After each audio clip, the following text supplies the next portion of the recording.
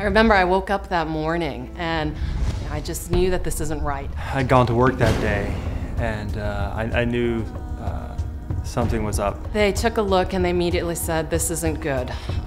We need to get you to the hospital right away. I remember calling my husband. I remember crying and shaking. And she called me from the doctor's office. I guess they sort of said, oh yeah, you're in labor. It didn't even occur to me that my water could be breaking. We jumped into a cab and we went up to the hospital. Everybody was exhibiting so much concern, and it just made me really scared and made me realize kind of the severity of what it was we were dealing with. You have no idea.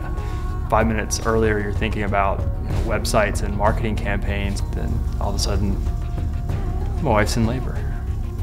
That's not good. I just couldn't believe it was happening to me. And I remember at one point I asked one of the doctors that came in, I said, what are my chances? They said, you know, honestly, if you were to deliver today, a third of these babies die, a third of these babies have long-term disabilities, and a third of them will have minor disabilities like color blindness. And I just felt the blood draining out of my face, and I didn't even feel like I was in my own body. I just felt so scared for my baby. I didn't even think about myself at that point. So the doctors were pretty much doing everything they could to keep me pregnant. We just took it for the first couple days, hour by hour. And then, you know, after that, we started taking it day by day. And October 11th, I'll never forget that morning, you know, Charlie had gone to work and my contractions had started. And they said, you know what, you've done a great job of keeping this baby inside you for so long, and you know, he wants to come out, it's time to get him out. It was such a relief to hear him cry. And then they whisked him away. Within an hour, the doctors came back down and they told us that Oliver's really struggling. He had blown a hole in both of his lungs. They were very concerned, and it was really apparent. I remember Charlie kept going up there to try and see Oliver. He came back down and he just had tears streaming down his face. And he said, our poor baby, our poor little boy. I remember a nurse said to me, you're gonna have to take this day by day. You know, this is gonna be like a roller coaster. He's gonna make these tremendous gains and then you're gonna feel like there's setbacks. You know, for the first week he was on the ventilator, I couldn't even hold him. You know, I stood by his bed and I would sing to him and whisper to him and somehow hope that I was helping. He was getting stronger and he was getting more healthy. But his breathing just wasn't to where they needed it to be. There'd be 30 seconds of him not breathing and all these alarms would go off. I remember sitting and one of our doctors coming over and talking to us and saying, we tried everything we can, and what we'd like to recommend now is to have Oliver get a blood transfusion.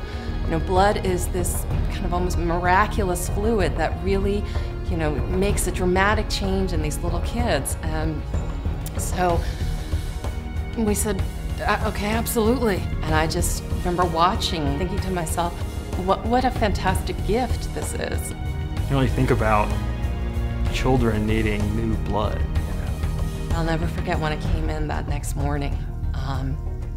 His coloring was dramatically different. I mean, you know, beautiful roses in his cheeks, and he was breathing much stronger. This was 2 days before Thanksgiving. They were really hoping that we could get our child home for Thanksgiving and have a holiday at home as a family together for the first time. So we called that next morning and I said, we have fantastic news. Oliver passed his sleep test. You're going home today.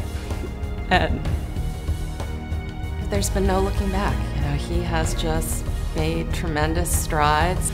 They basically told us, he's off the charts. Congratulations. We never need to see you again. This is, you know, the story that we wish happened to all parents.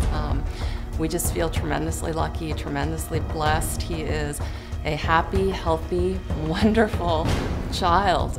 Without going through it personally, without seeing it, I would have never known what a difference blood can make in somebody's struggle.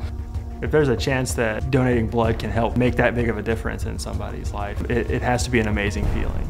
I think as a donor, you don't always know the story on the other side. I mean, most of the time you don't know the story on the other side. And, you know, it is such a selfless and wonderful gift. And did this person know that, that it was going to make this difference for us? It's like a miracle potion. I mean, it made all the difference for him. You have no idea the effect you can have and the good it can bring. Please do it. Thank you for the role you played in this happy ending.